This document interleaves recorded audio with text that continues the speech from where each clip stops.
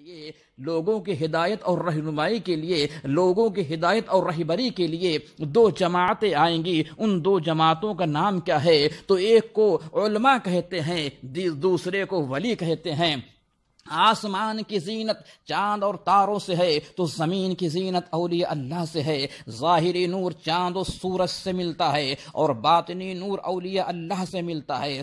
کشتی بغیر ملاح کے نہیں چل سکتی، اسی طرح حیات کی کشتی اولیاء اللہ کے بغیر منزل مقصود تک نہیں پہنچ سکتی ہے۔ جس طرح جسم کے درمیان رگوں سے رشتہ قائم ہے، اسی طرح اولیاء اللہ کے ذریعہ نبی اور امت کے درمیان ایمانی رشتہ قائم ہے۔ اولیاء اللہ رسول کے زندہ معجزہ ہوا کرتے ہیں، اس لیے کہ اولیاء اللہ کے کمال سے رسول کے کمال کا پتہ چلتا ہے۔ عام لوگ دنیا میں آتے ہیں اور انبیاء اولیاء دنیا میں بھیجے جاتے ہیں۔ آنے اور بھیجے جانے میں بڑا فرق ہے، اس لیے کہ آنا اپنی ذمہ داری پر ہوتا ہے اور بھیجنا بھیجنے والے کی ذمہ داری پر ہوتا ہے۔ ظاہری اعضاء کو پاک کرنا علماء کا کام ہے اور دل کا پاک کرنا اولیاء کا کام ہے۔ سر کا جھکا دینا علماء کا کام ہے اور دل کا کعبہ میں جھکا دینا اولیاء اللہ کا کام ہے۔ علماء پڑھاتے ہیں، اولیاء پلاتے ہیں۔ ایمان کی لازوال دولت علماء سے ملتی ہے اور ایمان کی حفاظت اولیاء اللہ سے ہوتی ہے۔ شریعت کے حامل کو علماء کہتے ہیں اور طریقت کے حامل کو اولیاء کہتے ہیں۔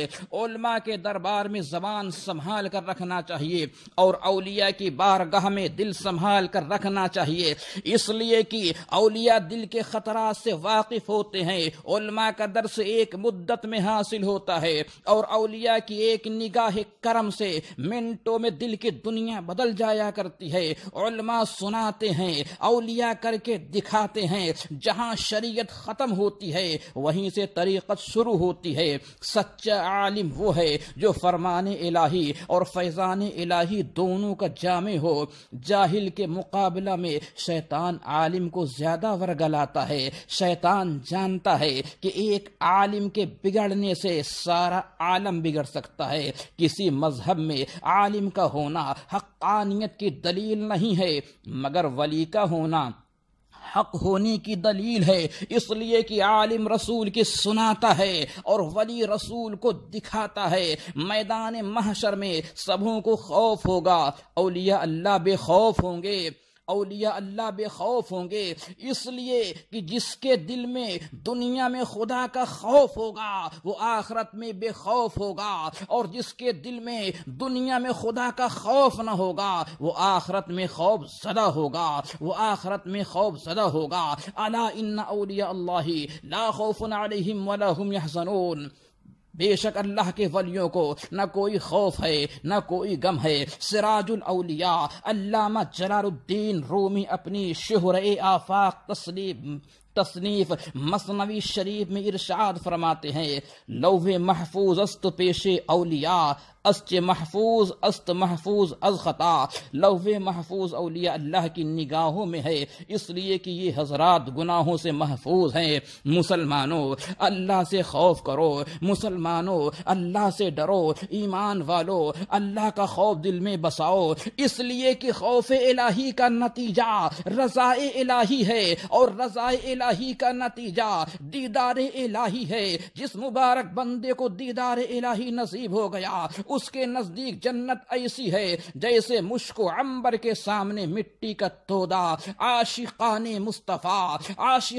مصطفیٰ دیدار الہی کی ایک جھلک پر 8 جنت کو قربان کر دیا کرتے ہیں۔ حضرات محترم، غوث اعظم کی شان بہت بلند و بالا ہے۔ غوث الثقلین سیدنا شیخ محی الدین عبد القادر جیلانی رضی اللہ تعالی عنہ بازار سے گزر رہے ہیں، جسم پاک پر قیمتی قبا ہے۔ ایک چور اس قبا کو دیکھ لیتا ہے اور آپ کے پیچھے ہو لیتا ہے تاکہ کسی طرح وہ قبا چرا سکے۔ غوث اعظم اپنے حجرۂ ولایت میں داخل ہوتے ہیں اور کسی طرح چور بھی اندر داخل ہو جاتا ہے۔ غوث اعظم نے قبا اتار کر رکھا اور عبادت الہی میں مصروف ہو گئے۔ چور کو موقع ملتا ہے چپکے سے اٹھا کر قبا بغل میں دبا کر دروازے پر پہنچ جاتا ہے، دروازہ بند پاتا ہے، اندھیری کوٹری ہے، چور دیواروں پر ہاتھ مار مار کر دروازہ تلاش کر رہا ہے۔ میرے دوستو، غوث اعظم رات کی تاریکی میں رب کو یاد کر رہے ہیں، رات کے اندھیرے میں اللہ کی بارگاہ میں سر بسجود ہیں، رات کی سناٹے میں اللہ کی بارگاہ میں سر جھکا کر اس کی تسبیح بیان فرما رہے ہیں، اللہ کو یاد کر رہے ہیں۔ تو سیرت غوث اعظم یہی ہے کہ ہم بھی رات کے سناٹے میں، رات کی تاریکی میں جب سب سو رہے ہوں، اس وقت اٹھ کر اپنے رب کو یاد کریں، اپنے رب کی بارگاہ میں سر بسجود ہو جائیں، اپنے رب کی حمد و ثنا کریں، اس کی بڑائی بولیں، اپنے گناہوں کو اس کی بارگاہ میں پیش کریں اور معافی کی التجا کریں کہ پروردگار ان ولیوں کے صدقے میں ہمارے گناہوں کو معاف فرما۔ یہ غوث اعظم کی سیرت ہے۔ تو میں عرض کر رہا تھا کہ دروازہ تلاش کر رہا ہے، چور دروازہ تلاش کر رہا ہے، مگر دروازہ نہیں مل پا رہا ہے۔ ملتا کیسے؟ غوث پاک کا پاک در اور گھر تھا، ادھر وہ چور دروازہ تلاش کر رہا تھا اور غوث اعظم اس کے لیے ولایت کا دروازہ کھول رہے تھے۔ آپ نماز سے فارغ ہوتے ہیں اور دروازے پر دستک کی آواز آتی ہے، ارشاد فرماتے ہیں کون ہے؟ جواب ملتا ہے انا بلیہ بن ملکان۔ یہ سیدنا خضر کا اسم گرامی ہے، ان کا نام ہے اور خضر ان کا لقب ہے، یعنی میں خضر ہوں۔ دروازہ کھول دیا گیا، اندر تشریف لے آتے ہیں۔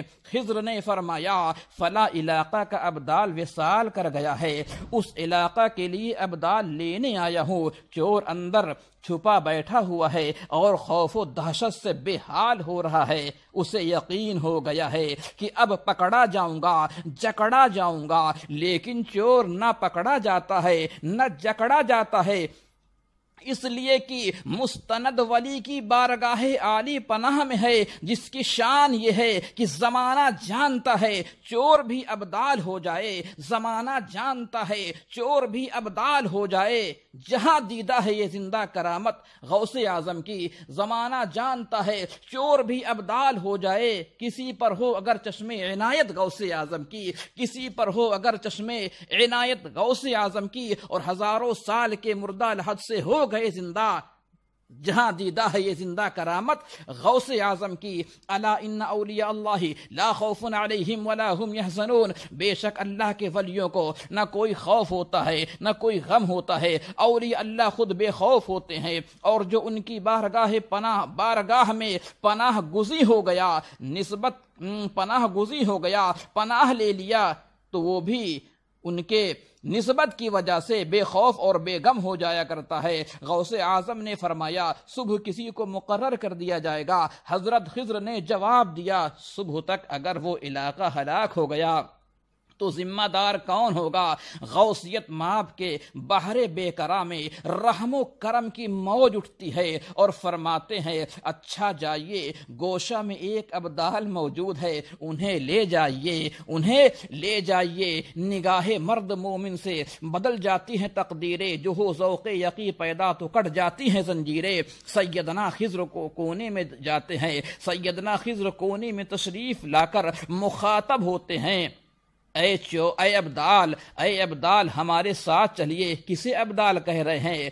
وہ چور جو چھپا ہوا تھا، جس کے بارے میں غوث پاک نے کہا تھا جاؤ کونے میں ابدال ہے، اسے لے جاؤ۔ حضرت خضر ابدال کہہ کے مخاطب ہو رہے ہیں، چور بول پڑتا ہے میں ابدال نہیں ہوں، یہ ولیوں کی ایک جماعت کا نام ہے، میں ابدال نہیں ہوں، چور ہوں۔ حضرت خضر جواب دیتے ہیں ٹھیک ہے، ابھی تک آپ چور تھے، ڈاکو تھے، غوث اعظم کی نگاہ ولایت نے آپ کو ابدال بنا دیا ہے۔ اولیاء اللہ کی جناب میں دیر ہی کیا لگتی ہے، نگاہ اٹھتی ہے، دل کی دنیا بدل جاتی ہے، فقط نگاہ سے ہوتا ہے فیصلہ دل کا۔ معلوم ہوا کہ نگاہ کرم سے ہونے والے ولی کے لیے متقی ہونا شرط نہیں ہے، اس لیے کہ ولایت کبھی تقوی سے ملتی ہے اور کبھی تقوی ولایت کے بعد آتا ہے۔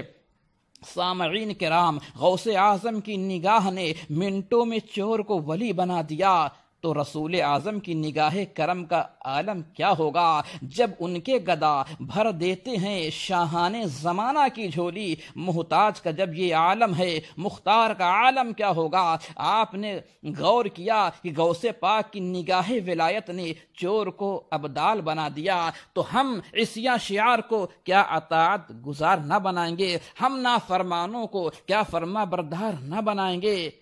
یقیناً محبت اور عقیدت شرط ہے۔ اگر ہمارے دلوں میں ان کی محبت پیدا ہو گئی، ہمارے دلوں میں ان کی عقیدت پیدا ہو گئی جیسی عقیدت ہونا چاہیے، تو یقیناً ہمارے دل کی دنیا وہ بدل دیں گے۔